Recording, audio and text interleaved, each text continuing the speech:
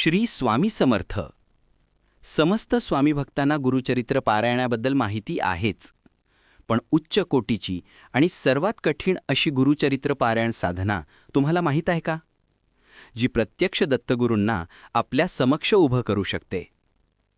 चला तर मग आजच्या या व्हिडिओमध्ये आपण गुरुचरित्राच्या अशा उच्चकोटी पारायण साधनेबद्दल जाणून घेऊ, ज्यामुळे प्रत्यक्ष गुरुमूर्ती आपल्याला दर्शन देते आणि आपल्यावर कितीही मोठे संकट किंवा दुःख जरी असले तरी त्यातून सहज आणि तत्क्षण बाहेर काढते. आम्ही खूपदा ऐकतो की गुरुचरित्राचे पारायण खूप कठीण असते आणि प्रत्यक्षात जेव्हा आपण ते करतो तेव्हा एवढे कठीण वाटत नाही. माझाच नाही तर हा प्रत्येक स्वामी भक्ताचा अनुभव असेल. पण प्रत्यक्षात मात्र वास्तविकता खूप वेगळी आहे. जेवढी कठीण गुरुचरित्र पारायण साधना आहे तेवढी कठीण आपण करत नाही. मी लहानपणी असे ऐकले आहे की प्रत्यक्षात गुरुचरित्र वाचताना आपल्याला मूर्छा यावी असे भयंकर प्रसंग आपल्यासोबत घडतात. पारायण करणाऱ्यांच्या संयमाची टोकाची परीक्षा गुरुचरित्र घेत असते आणि त्या सगळ्या प्रसंगातून गुरुचरित्र पारायण पूर्ण झाले की प्रत्यक्ष दत्तमूर्ती आपल्यासमोर उभी असते. गुरुचरित्र पारायणात परोक्ष व अपरोक्ष स्थितीमध्ये दत्तदर्शन होते हे निर्विवाद सत्य असले तरी हा प्रत्यक्ष अनुभव किती स्वामी भक्तांनी घेतला आहे हे कॉमेंट करून मला नक्की सांगा. आज आपण गुरुचरित्राच्या अशा उच्च कोटीच्या आणि सर्वात कठीण गुरुचरित्र पारायण साधनेबद्दल जाणून घेऊयात. ही साधना कशी करायची, साधनेदरम्यान आपले आचरण कसे असावे, पारायणाला सुरुवात करण्यापूर्वी 2 दिवस आधीपासून आणि पारायण समाप्तीनंतर आपल्याला काय काय करावे लागते आणि औदुंबर वृक्षाखाली पारायण करणे किती कठीण असते, काय काय अनुभव येऊ शकतात, या सर्व गोष्टी आपण आता जाणून घेऊ. चला सुरुवात करू. औदुंबर वृक्ष हे साक्षात दत्तगुरूंचे निवासस्थान म्हणजेच दत्तस्वरूप मानले जाते. त्यामुळे या वृक्षाखाली केलेले पारायण अत्यंत शुद्ध आणि तीव्र साधना ठरते. औदुंबर वृक्षाखालील गुरुचरित्र पारायण सुरू करण्यापूर्वी काही विशिष्ट गोष्टी करणे अत्यंत आवश्यक आहे. यामुळे तुमच्या साधनेत शक्ती आणि शुद्धता येते. गुरुचरित्र पारायण सुरू करण्यासाठी काळवेळ बघणे खूप महत्त्वाचे आहे. या पारायणाची सुरुवात कोणत्याही काळवेळेत करता येत नाही. यासाठी विशिष्ट दिवस, तिथी आणि नक्षत्र पाहतात. शुक्ल पक्षातील पंचमीला जर पुष्य, उत्तरा, हस्त किंवा अनुराधा नक्षत्र असेल, तर शुक्ल पक्षातील दशमीला रोहिणी, पुनर्वसू, चित्रा किंवा रेवती नक्षत्र असेल, तर शुक्ल पक्षातील एकादशीला जर अश्विनी, उत्तरा किंवा रोहिणी नक्षत्र असेल, तर शुक्ल पक्षातील त्रयोदशीला पुष्य नक्षत्र असेल आणि पौर्णिमेला जर पुष्य, रोहिणी किंवा उत्तरा नक्षत्र असेल आणि हे दिवस शनिवार किंवा मंगळवारला येत नसतील, तरच या दिवसावर आपण गुरुचरित्राचे पारायण सुरू करू शकतो. नीट ऐकून घ्या. शुक्ल पक्षातील पंचमी, दशमी, एकादशी, त्रयोदशी आणि पौर्णिमा ही शनिवार किंवा मंगळवारी असू नये हे खूप महत्त्वाचे आहे. कारण सामान्यतः शनिवार आणि मंगळवार हे कठोर मानले जातात. त्यामुळे या दिवशी पारायणाची सुरुवात करणे टाळले जाते. गुरुचरित्र पारायणाची सुरुवात करताना गुरुवार किंवा शुक्रवार आणि सोबत पुष्य नक्षत्र किंवा रोहिणी नक्षत्र यांचा योग जुळल्यास तो सर्वोत्तम मुहूर्त मानावा. या योगात केलेली साधना दत्तगुरूंच्या चरणी लवकर पोहोचते. भरणी, कृतिका, आर्द्रा, आश्लेषा, मघा, पूर्वा फाल्गुनी, विशाखा, मूळ आणि धनिष्ठा या नक्षत्रांमध्ये पारायण सुरू करणे टाळावे, कारण ते अस्थिर मानले जातात. औदुंबर वृक्षाखाली पारायणासाठी मुहूर्त बघितल्यानंतर आपल्याला पारायण सुरू करायच्या 2 दिवस आधीपासून साधना सुरू करायची असते. यासाठी आपल्याला 2 दिवस आधीपासून 1 वेळ सात्विक भोजन आणि 1 वेळ उपवास करायचा असतो आणि सुरुवातीला दाढी आणि नखे काढून व हजामत करून घ्यायची असते. 2 दिवस आधीपासून आपल्याला आपण पारायणासाठी निवडलेल्या औदुंबर वृक्षाची पूजा करायची असते. पारायणासाठी शक्यतो निर्जन ठिकाणी, जिथे जास्त वर्दळ नसेल, अशा औदुंबराची निवड करावी. या 2 दिवसात औदुंबर वृक्षाची पूजा करायची त्याआधी पारायणाला बसायच्या जागे गाईच्या शेणाने सारवण करून घ्यायची असते. हळद, कुंकू, अक्षता, फुले यांनी औदुंबराची पूजा करून घ्यायची आणि औदुंबराखाली गाईच्या तुपाचा दिवा लावावा.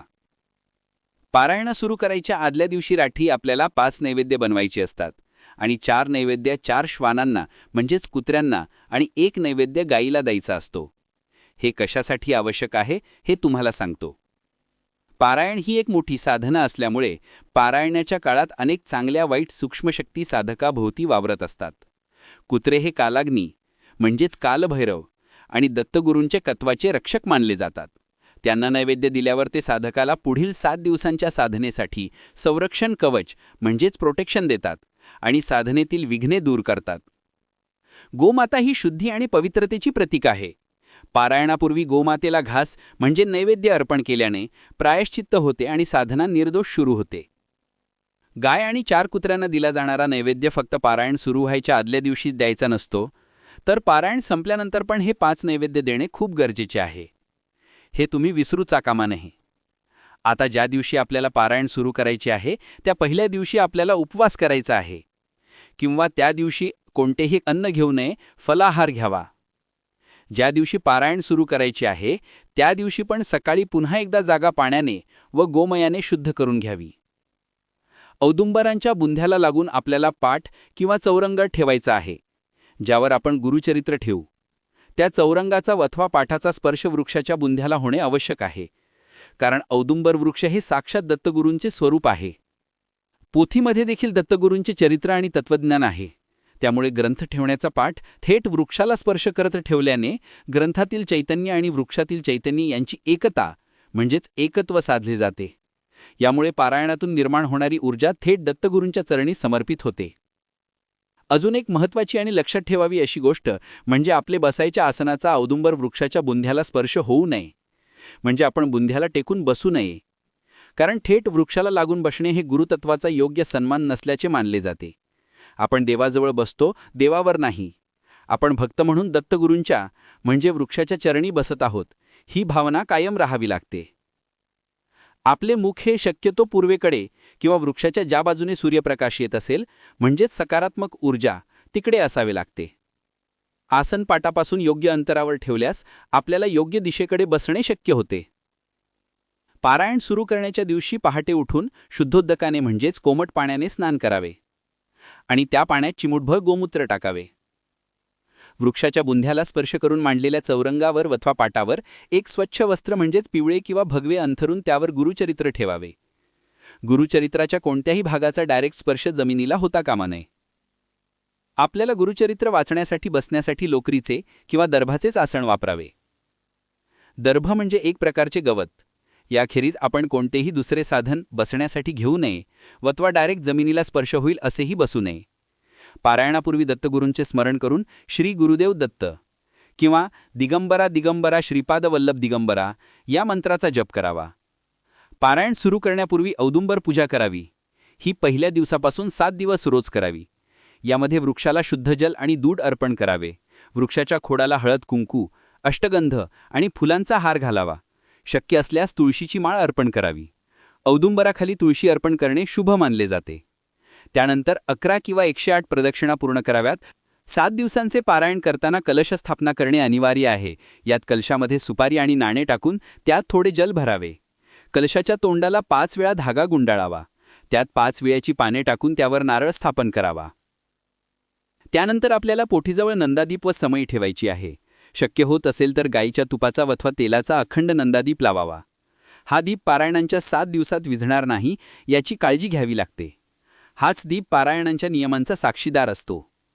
त्यानंतर चौरंगावर अथवा पाटावर गुरुचरित्र ठेवून त्याचे पूजन करावे. ग्रंथाला गंध, फुले अर्पण करावीत आणि नमस्कार करावा. त्यानंतर आपल्याला संकल्प करायचा आहे.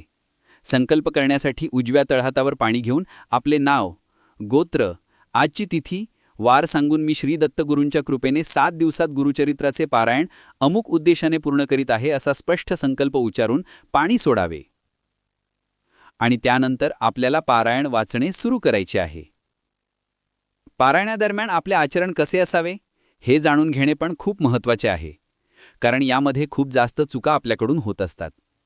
पारायण काळात कांदा, लसूण, मांसाहार, अंडे आणि कुठलेही वसन म्हणजे तंबाखू, मद्य पूर्णपणे वर्ज्य करावे. फक्त सात्विक भोजन करावे.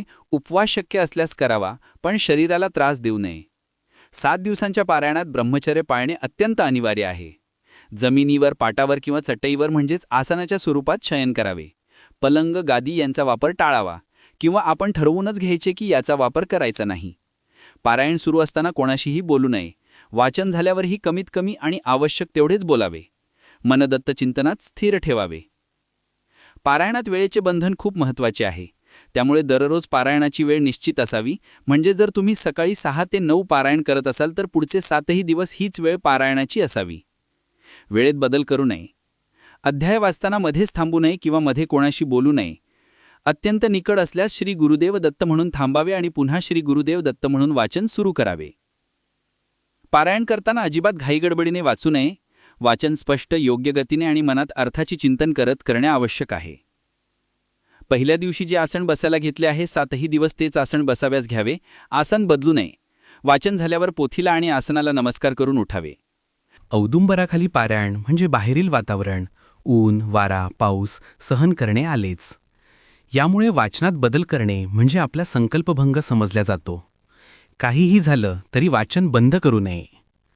आज पावेतो ज्या कोणी भक्ताने औदुंबराखाली पारायण पूर्ण केलेलं आहे त्याला अतिदुर्मिळ असे दत्तगुरूंचे दर्शन झाले आहे. किंवा अनेक भक्तांना पारायणाच्या काळात स्वप्नात दर्शन, सूक्ष्म रूपातील अनुभव, मंदिरात उपस्थितीची तीव्र जाणीव किंवा एखाद्या वृद्ध अवधूताच्या म्हणजे साधूच्या रूपात भेटणे असे अनुभव आलेच आहेत. आणि पारायणादरम्यान ती येतातच. पारायणाच्या शेवटच्या दिवशी आपल्याला उद्यापन करावे लागते. शेवटचा अध्याय झाल्यानंतर दत्तारती आणि पूजा अर्चना झाल्यानंतर आपल्याला गोड पदार्थाचा नैवेद्य दाखवावा लागतो. शक्य असल्यास दत्त महाराजांचे स्वरूप मानून किमान 5 किंवा 7 ब्राह्मणांना सात्विक भोजन द्यावे. किंवा शक्य नसल्यास लहान मुलांना आपण जेवण देऊन दक्षिणा देऊ शकतो. पारायण संपल्यानंतर पण आपल्याला 5 नैवेद्य, 1 गाईला आणि 4 श्वानांना द्यायचं आहे हे विसरू नये. पारायणात झालेल्या सर्व चुकांबद्दल म्हणजे अज्ञान, नियमभंग, दत्तगुरूंकडे हात जोडून क्षमा मागावी. औदुंबर वृक्षाला पुन्हा एकदा दूध किंवा पाणी अर्पण करून प्रदक्षिणा कराव्यात आणि पारायण पूर्ण झाल्याबद्दल कृतज्ञता व्यक्त करावी. अशा तऱ्हेने आपल्याला पूजेची सांगता करायची आहे. औदुंबराखालील पारायण हे अत्यंत तीव्र फलदायी असते. या साधनेने दीर्घकाळच्या व्याधी, पितृदोष आणि गुरुकृपा प्राप्त होण्यातील अडथळे दूर होतात. त्वरित फलप्राप्ती होते. औदुंबराखाली गुरुचरित्राचे पारायण हे अतिशय फलदायी आहे. साधे पारायण 100% फळ देत असेल तर औदुंबराखालील पारायण 1000% फळ देते अशी श्रद्धा आहे. विशेषतः कठीण इच्छापूर्ती, वंशवृद्धी, गुरुप्राप्ती आणि दीर्घकालीन संकट निवारणासाठी हे प्रभावी आहे. जर आपण खूप मोठ्या संकटात असाल आणि आपल्याला काहीच मार्ग सुचत नसेल तर एकदा हे पारायण करून चमत्कार अवश्य बघा, कारण हे पारायण तत्काळ फळ देणारे आहे.